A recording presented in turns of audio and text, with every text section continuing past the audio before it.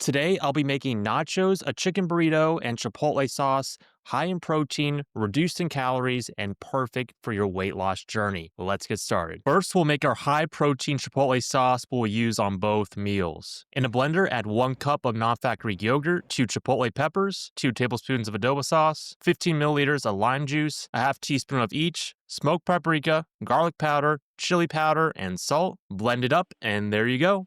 Dips and sauces are what usually brings up a meal's overall calories. So by using this lower calorie, high protein sauce, you'll be able to control your calories much better. For the chicken, I'll be using Costco's rotisserie chicken that'll be used in both dishes as well. I'll take it apart, remove the skin until I'm left with 2 breasts. I'm using the breast since it's the leanest cut in the chicken. Then I'll shred it up, I'll add some Dano's chipotle seasoning and 1 serving of adobo sauce and then give it a good mix.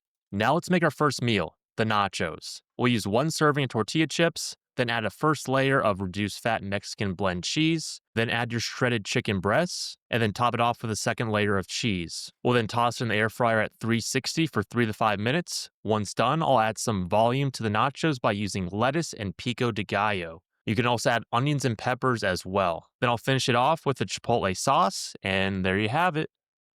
These nachos pack 70 grams of protein for 630 calories. By using the reduced fat cheese and the chicken breasts, we were able to bring down the overall calories while keeping the protein high. This in comparison to the traditional nachos with 80-20 ground beef and very fatty, high-calorie nacho cheese. The lettuce and pico give the dish volume without many calories. Lastly, the chipotle sauce gives the meal some spice and some more protein with significantly less calories than any traditional sauce. Now for the chicken burrito.